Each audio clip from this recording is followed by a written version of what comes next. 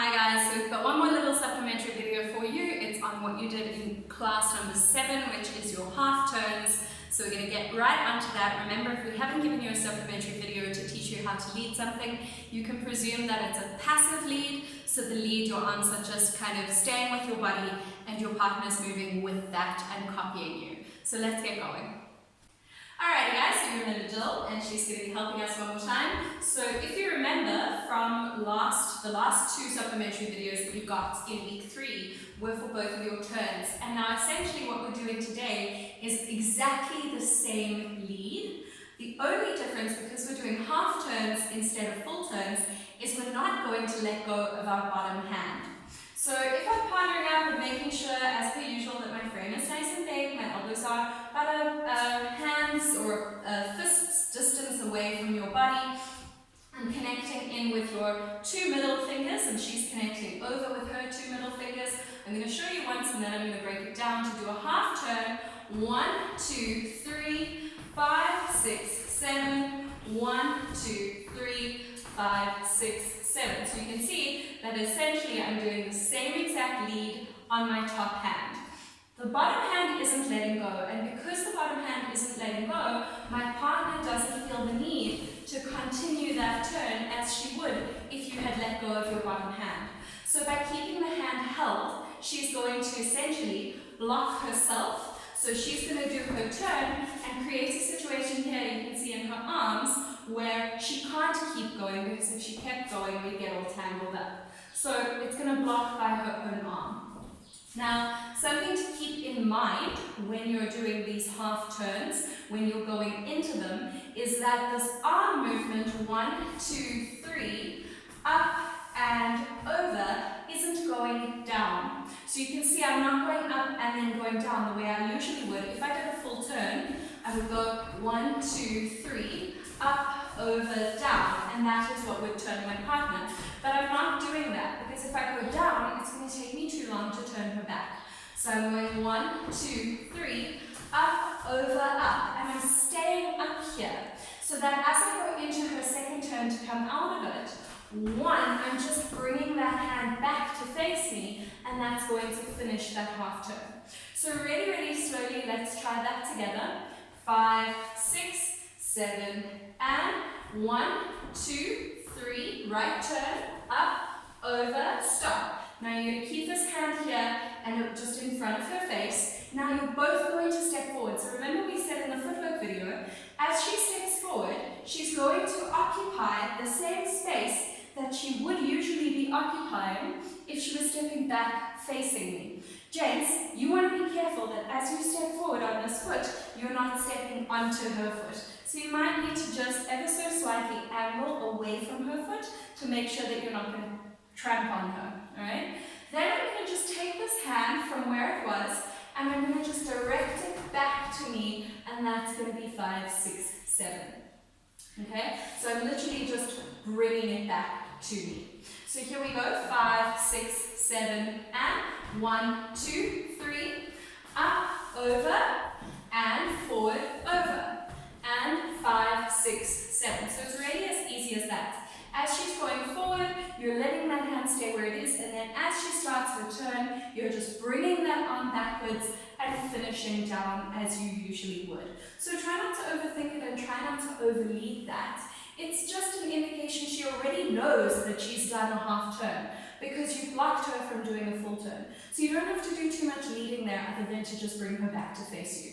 Now that's your right turn. If you're doing a right turn for yourself, the same rules as your right turn apply. You're not going to let go of your bottom hand, and you're going to go 1, 2, 3, 5, 6, 7.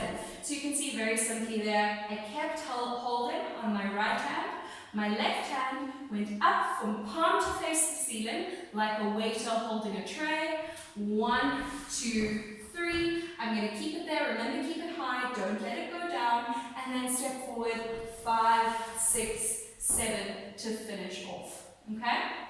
So that's as simple as doing a half turn for myself is. Now when you do it to the left, same rules apply. So instead of doing it with my right hand and turning her right, I'm going to do it with my left hand and turn her left. And if you remember from the left full turns, that's going to take one step longer. So from here, I need to go 1, 2, 3, forward, up, over, hang out here for a second, let her step forward, 1, and then just bring that left hand back to face you, 2, 3, finish, 5, 6, 7. So let's try that all together. 5, 6, 7, and 1, 2, lift, over, and down, 5, 6, 7. So really waiting for that between, she's going to do her turn between 6 and 7. So she's going to step forward for 5, back for 6, and then she's going to turn. So you're just waiting one little step longer.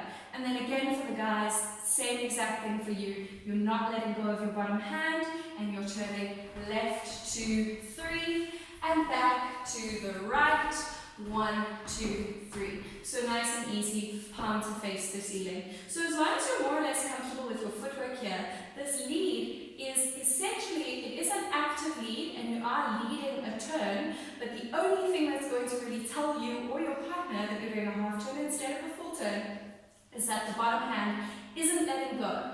Now ladies, be careful that you're not making that decision for your partner. I want you to remember that your fingers need to drape over your partner's fingers and stay connected to him like glue, so they can't let go. If you let go of your own hand while I'm doing this turn and turn yourself fully, I'm going to be, at the end of the day, the dynamic is going to be upset by the fact that you've made a decision that I didn't want, and as a lead, I'm going to have a hard time with that. So what I might do as a lead is I might, the next time I do it, squeeze your hand so that you definitely don't turn. And that way we create this kind of circular bad habit forming, where your bad habit has provoked a bad habit in me. And we want to avoid that when we're learning to lead and follow.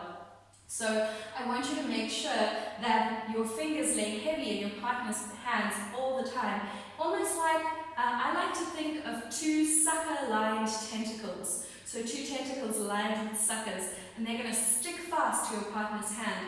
And then only if he lets go, so he's got to work quite hard to get rid of that hand and do whatever it is that he wanted to do. Because if he doesn't work quite hard to get rid of it, and you let go of it, he's going to be really sad. Okay? So you're going to make sure that you're keeping that connection with your partner's hands.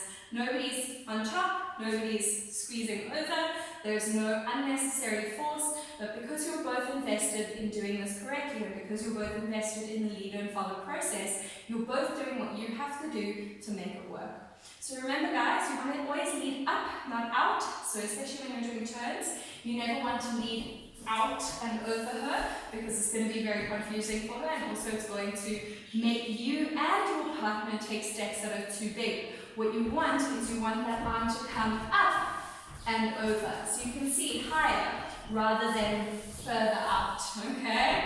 So make sure that that hand comes just a little bit higher and really aim it. What you're aiming for is you're aiming to get your partner's arm into that crank position. So she's got a little rudder that we spoke about last week. So you're aiming to get high enough to go over her head, and then neither of you should feel like you need to duck when you're doing a turn. Alright guys, if you have any issues with these half turns, let me know. As I say, they're more or less the same, so practice in the same way that you were practicing your full turns. Just make sure that that connection stays strong on the bottom hand. Good job guys.